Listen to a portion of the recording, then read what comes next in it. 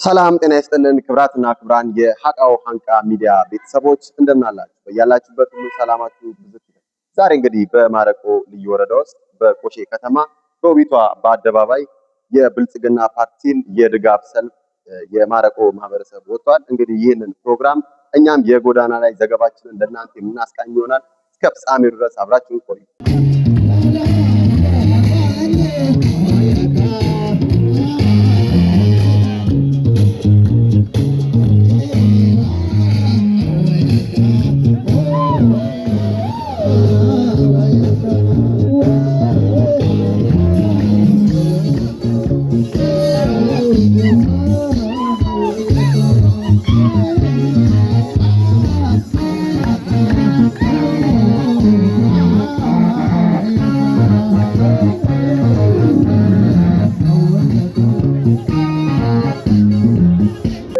ብልጽግና እንደ ሀገር ያለበትንና ቃል የገባልን ነገር አለ 2030 እያለ 2050 2040 እያለ የያዘልን ቃሎች አሉና እነዚህን ቃላቶች 2025 ኦልሞስት በአሪፍ ሁኔታ የቋጨልን አሪፍ ለውጥ ያየንበት ስለሆነ ቀጣይ ደግሞ 2030 ላይ ያቀዳቸው እቅዶችን አቅዷል። እቅዱ እኛ ላይ ነው ተፈጻሚ የሚሆነውና ለውጥን በአጠቃላይ ዲጂታላይዜሽንን ኢትዮጵያ ላይ ለመትከል አቅዶ የተንቀሳቀሰ ከመሆኑ አንፃር እኔ ደግሞ አሴ ቴክኖሎጂ ሰው እንደመሆኔ መጠን ደግሞ ይሄንን በደንብ እጠብቃለሁ።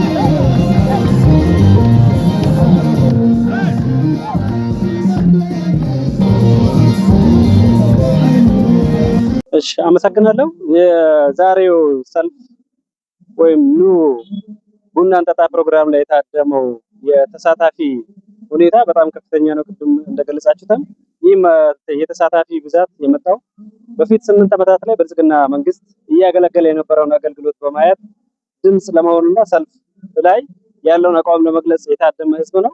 ይህ የታደመው ህዝብ ለቀጣይ ለምርጫ ዕለት ምን ውጤት ሊያመጣ ይችላል የተባለው ድምጽ እንደሚሰጥና ለቀጣይ ለመንግስት አደራ ጭምር የሚያስተላልፍበትን ሁኔታዎች የሚያመላክት ውጤት የሚመጣ ይመስለኛል።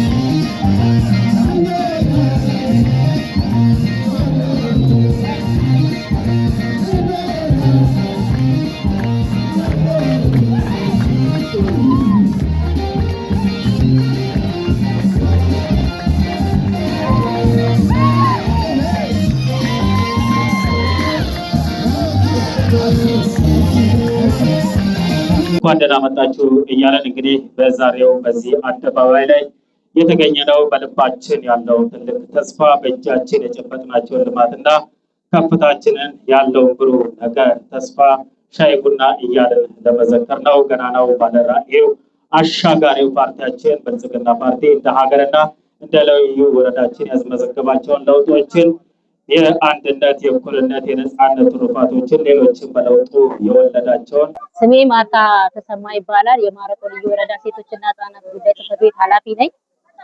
እሺ ማርታ፣ እንግዲህ በዛሬ ሴቶች በብዙ ወጣችኋል። ድጋፋችሁን እየገለጻችሁ ነው። በምርጫ ሂደት በሴቶች ተሳትፎ ምን መምሰል አለበት ትያለሽ?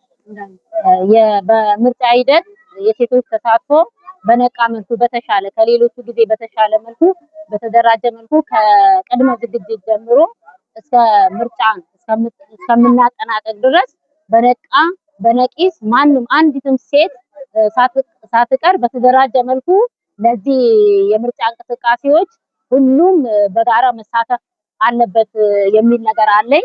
በተጨማሪም ከላይ ጀምሮ እስከታች ባሉ በሴቶች አደረጃጀቶች አማካኝነት ሁሉም አንዲትም ሴት ሳትቀር የምርጫ ካርድ እንድትወስድ ከዛ ውጪ ደግሞ በምርጫ እንቅስቃሴው ላይ የምርጫ ቅስቀሳ ጊዜ ላይ እንቅስቃሴዎችን እንዲያደርጉ ፊት እንዲሆኑ በየትኛውም ሴርሞኒም አካባቢ ላይ የራሳቸውን አስተዋጽኦ እንዲያደርጉ ብልጽግና ለሴቶች ምን እንደሆነ ሁሉም ያውቃል። ዋናው የብልጽግና ዓላማ ደግሞ ሴትን ማበልጸግ ነው።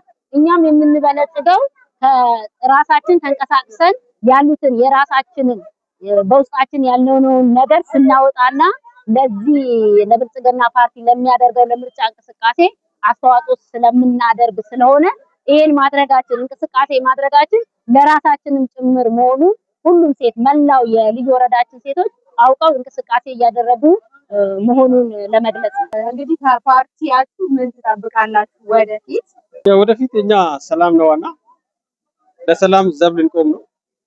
ለፓርቲያችን ያው ፓርቲያችን በጣም ልማት ወዳድ ልማት ፈላጊ ከዛ ደግሞ አገሪቷ ላይ የተሰራው ስራዎች ሁሉ ፓርቲያችን የሰራው ስራ ሁሉ የምናስታውቅ ከዛ ደግሞ ለሰላም ነው ዋናው። እንግዲህ ክብራትና ክብራን አባታችንን አግኝተናል። ስለ ብልጽግና ፓርቲ አንዳንድ ነገሮችን እንጠይቃችኋለን። ጋሼ እንግዲህ የብልጽግና ፓርቲ ዛሬ የድጋፍ ሰልፍ በማረቆ ልዩ ወረዳ ቆሼ ከተማ ውስጥ እዚች በደማቁ አደባባይ ላይ ተከብሯል። እንግዲህ እናንተ እንደ አንድ ግለሰብ ከብልጽግና ፓርቲ ምን ትጠብቃላችሁ? ምን አይነት ለውጦችን ማምጣት አለበት ብላችሁ ታስባላችሁ? እኔ ያው ሰለሞን ኢትሶ ይባላለሁ። የመጣሁት ከዚህ ከቆሼ 03 ነው። እኔ ብልጽግና ፓርቲን ብዙ ለውጦችን ከፊት ለፊት ስለሚያመጣልን ብዙ እድገት ስለምንጠብቀው ምርጫችን ብልጽግና ነው። ምክንያቱም ከዚህም በፊት ያየነው ብዙ ለውጥ አለ። በከተማችን፣ በወረዳችን በተለያዩ የልማት ዘርፎች ያየናቸው ብዙ ለውጦች ስላሉ ወደፊትም ደግሞ ብዙ ለውጥ ያመጣልናል ብለን ተስፋ ስለምናደርግ ከብልጽግና ውጪ ሌላ አማራጭ የለንም። እኛ የምንመርጠው ብልጽግናን ነው። ምክንያቱም ብልጽግና የኛ የጀርባ አጥንታችን እንደሆነ ነው የምናውቀው። እሺ አሁን ለምሳሌ የብልጽግና ፓርቲ የምርጫ ሂደት ላይ የአንድ ሰው ድምጽ ምን ያህል ዋጋ አለው ብለው ያስባሉ? የአንድ ሰው ድምጽ ዋጋ አለው። ድምጽ ማለት ወሳኝ ነገር ነው። ይሄ ድምጽ ማለት ካርድ ያለዘ ሰው ያልታጠቀ ሰው ማለት ነው። ትጥቅ ማለት ነው። በትጥቅ ድል ማግኘት አለ። ስለዚህ ይሄ ድምጽ ማለት ለኛ ዋጋ ያለ ትልቅ ነገር ነው። ያለመመረጥ ደግሞ ምንም እንደሆነ ነው እኔ የማውቀው። እንግዲህ አቃዎ ሀንቃ ሚዲያ ስራውን ዛሬ በይፋ ጀምሯል። ካሁን በኋላ እንግዲህ ልዩ ልዩ ፈጣን መረጃዎችን እንዲደርሷችሁ ይሄንን የዩቲዩብ ቻናል ላይክ እና ሰብስክራይብ በማድረግ ቤተሰብ ይሁኑ። ይመቻችሁ። አቃዎ ሀንቃ ሚዲያችንን ድጋፍ አድርጉልን። በያላችሁበት ሼር፣ ኮፒ ሊንክ፣ ላይክ እያደረጋችሁ ሁላችሁም አስተዋጽኦ እንድታደርጉልን በአክብሮት እንገልጻለን።